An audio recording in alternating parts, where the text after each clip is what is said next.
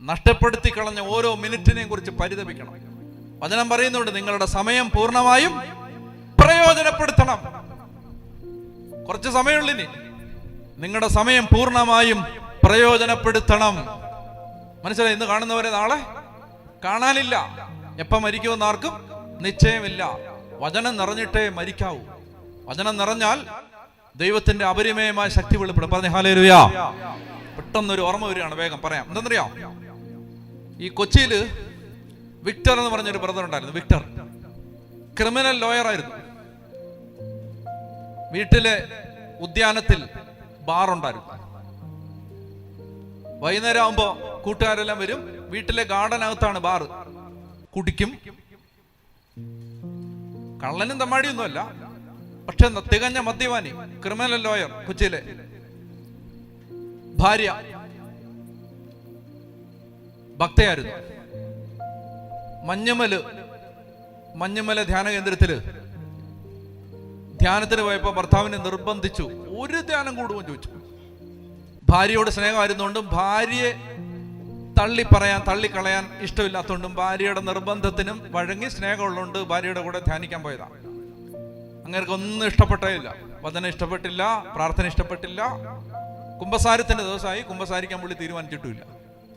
ഭാര്യയുടെ നിർബന്ധം സഹിക്കാൻ പറ്റാതെ വന്നപ്പോ എന്നാ പോയി കുമ്പസാരിക്കാന്ന് പറഞ്ഞിട്ട് കുമ്പസാരിക്കാതെ മാതാവിന്റെ ഗ്രോട്ടോടെ പുറകെ പോയി പാത്തിരുന്നു. നല്ല സ്ഥലമേ, പാത്തിരിക്കാൻ കണ്ട സ്ഥലം.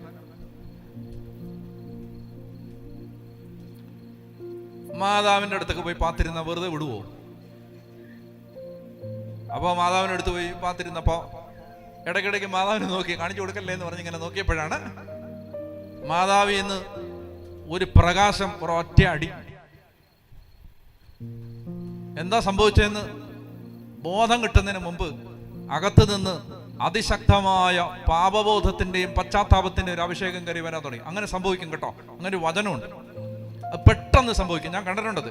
അതായത് ഒരു അനുതാപം ഇല്ലാത്തവര് വേഗം സ്വിച്ച് ഇട്ട പോലെ അനുതാപത്തിലേക്ക് വരും. പറഞ്ഞേ ഹല്ലേലൂയ. അങ്ങനെ ഒരു അഭിഷേകമുണ്ട്, അങ്ങനെ അഭിഷേകമുണ്ട്. പറഞ്ഞേ ഹല്ലേലൂയ, പറഞ്ഞേ ഹല്ലേലൂയ, ഹല്ലേലൂയ.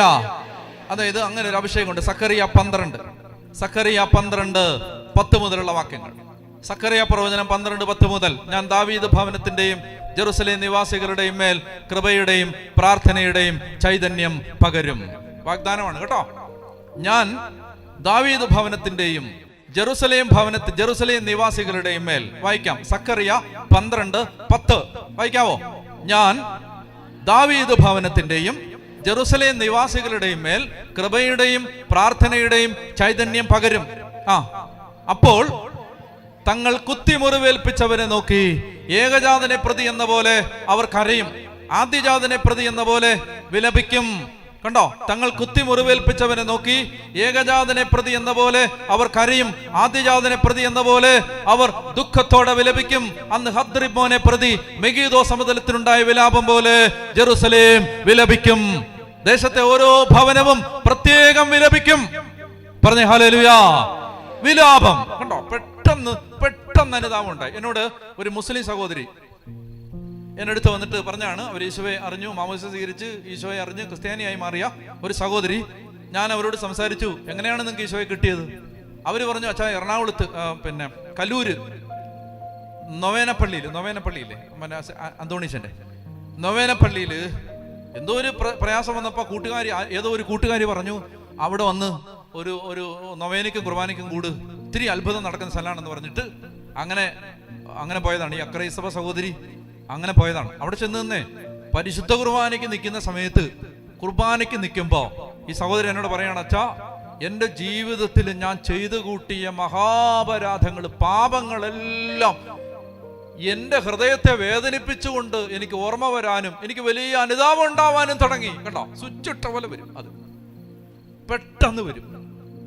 അതുകൊണ്ട് മനസാന്തരം ഉണ്ടാകണമെന്ന് ആഗ്രഹിക്കുന്ന വ്യക്തികളെ എഴുതി തള്ളരുത്. പെട്ടെന്നാണ് മാനസാന്തരം വരുന്നത്. കർത്താവിനത് ചെയ്യാൻ പറ്റും. പ്രാർത്ഥിച്ചുകൊണ്ടേയിരിക്കണം. പറഞ്ഞേ ഹല്ലേലൂയ. അപ്പൊ ഇദ്ദേഹം ഇങ്ങനെ മാതാവിന്റെ ഗ്രോട്ടോടെ അടുത്തിരിക്കുമ്പോൾ പരിശുദ്ധ അമ്മയിൽ നിന്ന് അതിശക്തമായ ഒരു പ്രകാശം, ആ പ്രകാശപ്രവാഹം അദ്ദേഹത്തിലേക്ക് ഒഴുകി ഇറങ്ങുകയും അദ്ദേഹത്തിന് അനുതാപം ഉണ്ടാവുകയും ചെയ്തു. ഓടി ഭാര്യയുടെ അടുത്ത് എന്ന് പറഞ്ഞു, കുമ്പസാരം ഇടാൻ ചോദിച്ചു. അപ്പോൾ അവർ ചോദിച്ചു, നിങ്ങൾ ഇതുവരെ കുമ്പസാരിച്ചില്ലേ? നിങ്ങൾ എവിടെ പോയാൽ എത്ര നേരം വിളിച്ച്? അപ്പോൾ പറഞ്ഞു, ഞാൻ വാ പറ, സംസാരിച്ചിരിക്കാൻ സമയമില്ല, കുമ്പസാരിക്കണം. അപ്പോൾ ചേച്ചി കൊണ്ടുപോയി ഒരച്ഛൻ്റെ അടുത്ത് കൊണ്ടുവിട്ടു. അങ്ങനെ ഈ ചേട്ടൻ, ഈ ബ്രദർ വിക്ടർ, അദ്ദേഹം ജീവിതത്തിലെ ഏറ്റവും നല്ല കുമ്പസാരം നടത്തി. കുമ്പസാരക്കൂട്ടിന്ന് ദൈവം അത്ഭുതം പ്രവർത്തിച്ച് ജീവിതങ്ങളെ മാറ്റി എഴുതുന്നത് ഞാൻ കണ്ടിട്ടുണ്ട്. അതിശക്തം. പോട്ടെ, നേരെ ഇല്ലാത്തോണ്ട് അതിലേക്ക് കയറുന്നില്ല. കുമ്പസാരിച്ചോണം കേട്ടോ. കുമ്പസാരം മാറ്റി വെക്കുകയോ ചെയ്യരുത്. കുമ്പസാരിച്ച് നമ്മൾ കൃപയിൽ കയറി വരും. ഓരോ കുടുംബവും കയറി വരും. പറഞ്ഞേ ഹല്ലേലൂയ.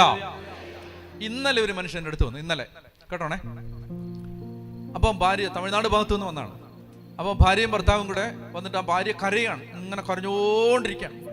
ഞാൻ പറഞ്ഞു, എന്നെ ചേച്ചി എന്നെ പ്രശ്നം? അപ്പോൾ അവരെൻ്റെ അടുത്ത് പറഞ്ഞു, അച്ഛാ, എൻ്റെ ഭർത്താവിന് മെഡിക്കൽ കോളേജിൽ കാണിച്ചു, പിന്നെ ആ തമിഴ്നാട്ടിലെ ആശുപത്രിയിൽ കാണിച്ചു, എല്ലായിടത്തും കാണിച്ചിട്ട് ഒരു വ്യത്യാസവും ഇല്ല എൻ്റെ ഭർത്താവിന്. പിന്നെ ഡോക്ടർമാരെല്ലാം നോക്കിയിട്ട് പറയുകയാണ് അസുഖമൊന്നുമില്ല. പക്ഷെ ഇങ്ങേർക്ക് ജോലി ചെയ്യാനും വയ്യ, എഴുന്നേറ്റ് നിൽക്കാനും വയ്യ, നടക്കാനും വയ്യ, എപ്പോഴും അസുഖം. ഹോസ്പിറ്റലിൽ കാണിക്കുന്ന സമയത്ത്, ഹോസ്പിറ്റലിൽ കാണിക്കുമ്പോൾ ഒരു പ്രശ്നമില്ല, യാതൊരു പ്രശ്നമില്ല.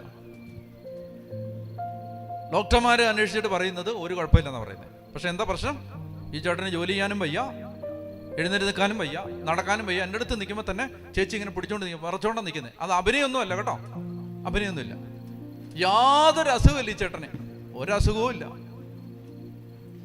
പക്ഷേ എല്ലാ അസുഖവും, എഴുന്നേറ്റ് നിൽക്കാൻ വയ്യ, ഭക്ഷണം കഴിക്കാൻ വയ്യ, മൊത്തം പ്രശ്നം. അപ്പം ഞാൻ പ്രാർത്ഥിച്ചിട്ട് പുറത്തേക്ക് ഇറങ്ങി കഴിഞ്ഞപ്പോൾ ഞാൻ പറഞ്ഞു കുമ്പസാരിക്കണമെന്ന് പറഞ്ഞു. അതിന് കുമ്പസാരിക്കുന്ന ഒരു കാര്യം ചെയ്തു. കുമ്പസാരത്തിന്